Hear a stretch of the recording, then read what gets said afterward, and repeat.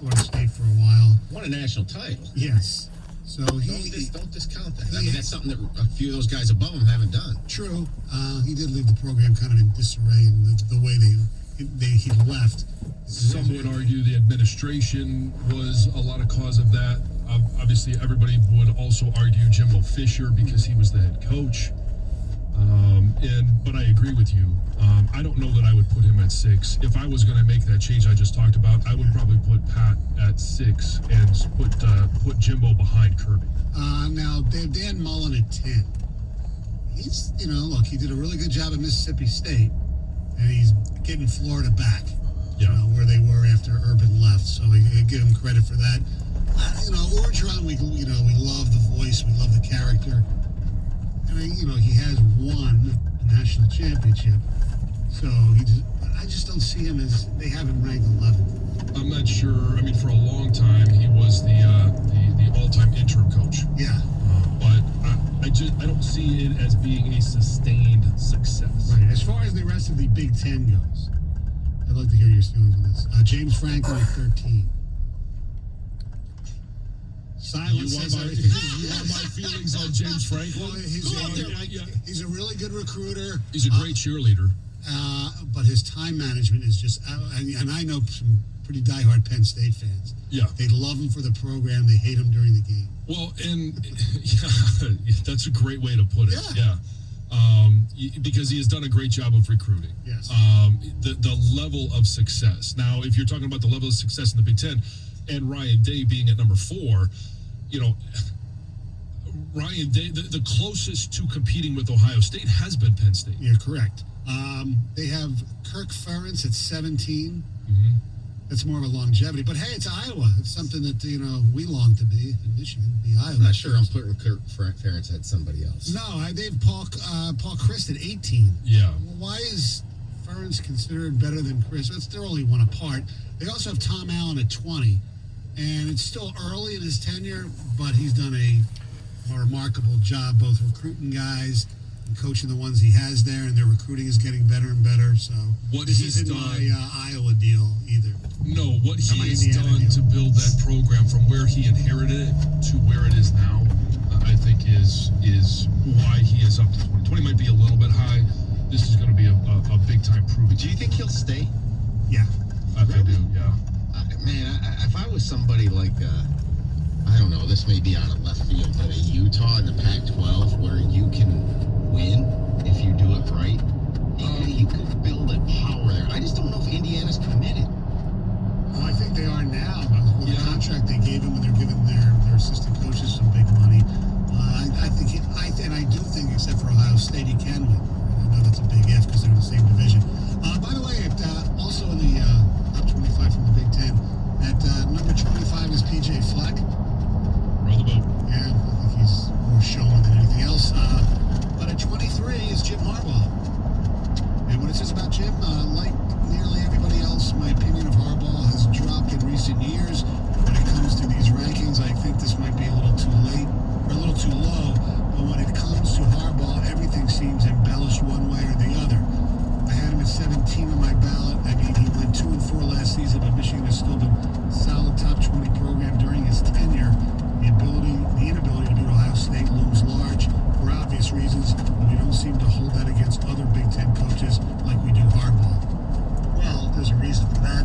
Not a lot of people's minds with the contract and the fact that he came in with the resume, and it's been an abject failure. I'm against Ohio State. I'm ahead of Kirk Ferentz. I'm sorry. I still am. I would too, honestly. I mean, you've got, since he's been here, and he's had 3 10-win seasons. He's had a 9 and an 8. And last year, obviously, was 2-4. So, are you going to... The reason I would put it, 23 is fine, if that, because he hasn't beaten anybody on the road at all. And I agree with that.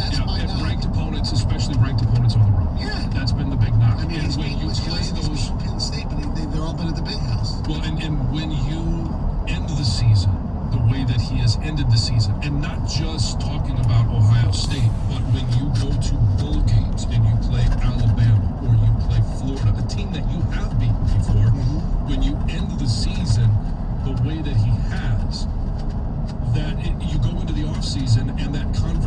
situation continues throughout the entire offseason. There's no chance to get back on the field and try and correct some mistakes. So you spend 6 months talking about the failures at the end of the year. True. This is it's rebuilding in college. It doesn't happen much, but that's what this year's all about anyway. All right.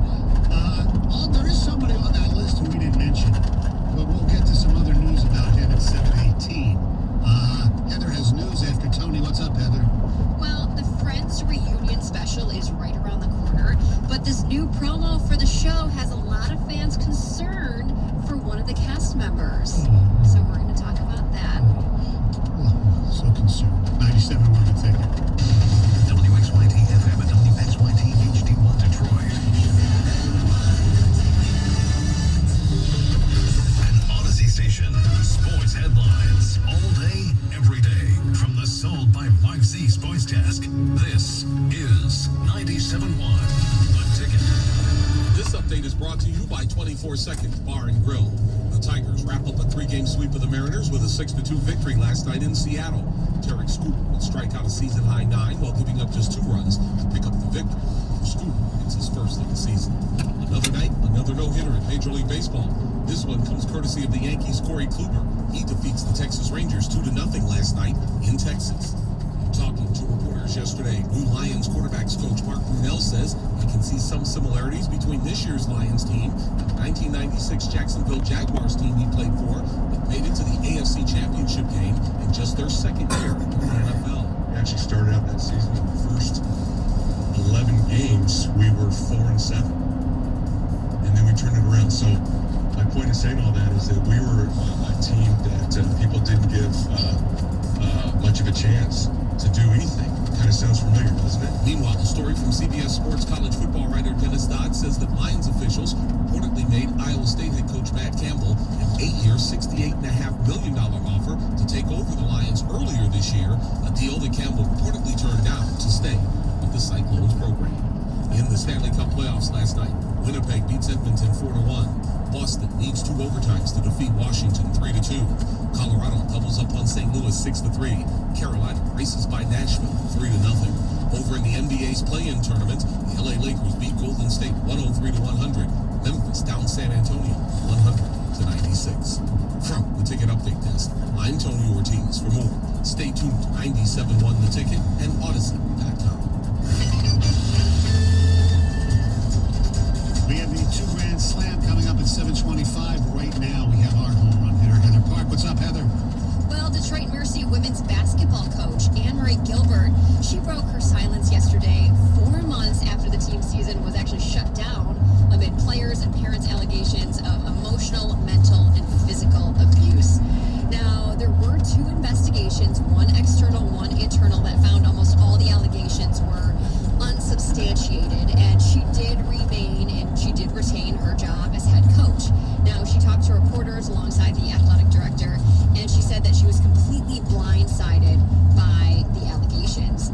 The athletic director said that none of the 14 players on last season's roster will continue or return next season. There's so much smoke there. I know they said these allegations are false. I'm sorry. They all can't be this bad. When you have almost the entire team Yes. saying the same thing, it's hard to imagine that they're all just making it up. But if there's no way to substantiate it, then Yep. I mean, it comes down to who do you believe? And At this point, yes, after having 2 investigations, you almost have to just believe whoever you believe, Right. because the investigations found that nothing really happened. They did find a few small violations in their investigations, which have been reported to the NCAA. So, but they don't really have much to do with these allegations that these players have made. So there you go. All right, so one of my guilty pleasure TV shows is 90 Day Fiancé. It's complete garbage TV, right? Like, it is crap, but it is something that I continue to watch. It's just one of those stupid shows. Anyway, there is a Michigan woman who appeared on the show. Her name is Stephanie Davison, and she actually owns this weight loss center in Kalamazoo and one in Grand Rapids. On the show, she's something else on the show. Yes. Like, she's quite interesting. Anyway, she's been notified by Attorney General Dana Nessel after she made some claims that her wellness injections that she provides at her weight loss center can actually prevent COVID. So Nessel has ordered her to retract these false statements, saying that failure to do so could result in a civil lawsuit or a formal investigation. So Davison has 10 days to take back the statements she said, make it public, and also take down the video. So apparently she did this kind of interview with some West Michigan lifestyle show, and she said that these injections can boost your immune system and prevent COVID-19. And she believes that that's partially the reason why she has never contracted the virus. Anyway, Nessel says that these misleading and false claims need to be taken down. So there you go. She's in a little bit of trouble there. She's a piece of work. She really is. So you've seen it, John. I mean, I'm gussing this is not a show that you watch all the time, but you do have daughters and a wife, so maybe it's been yes. on. It's one that I do watch with my wife.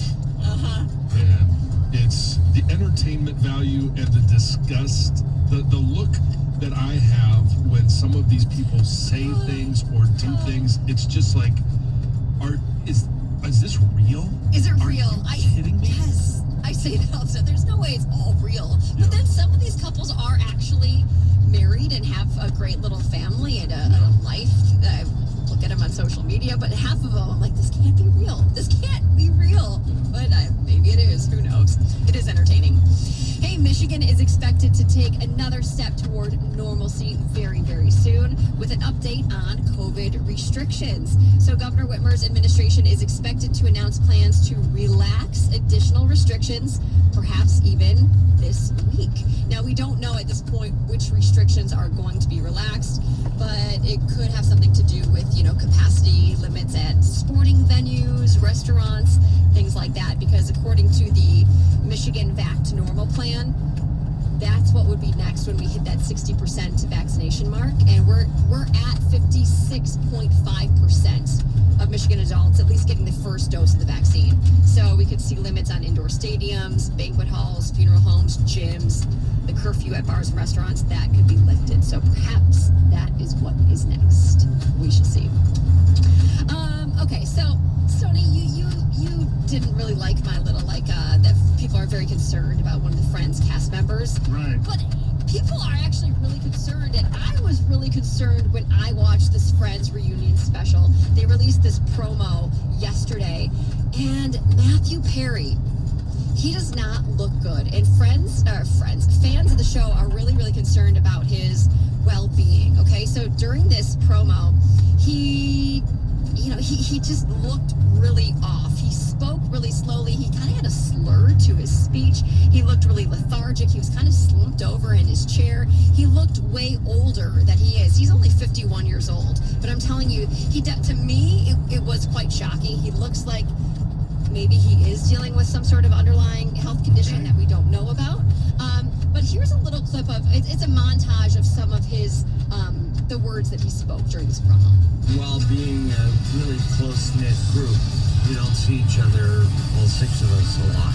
I stole the cookie jar that had the clock on it, and I gave it to Lisa Kudrow, because she at one point looked at it and thought it was a real clock. Like siblings, I would say. Yeah, really, siblings. very supportive. Very, very, very sexual. Yeah. Yeah. At the core. Yeah, at its core. A lot of people jumped on social media and kind of shared their thoughts about him as well, and most people were very concerned and said it was sad and kind of scary to see him look like that. I was also shocked by, in general, normally men age really, really well, but usually better than women. But these guys, they didn't look so good. The ladies looked awesome.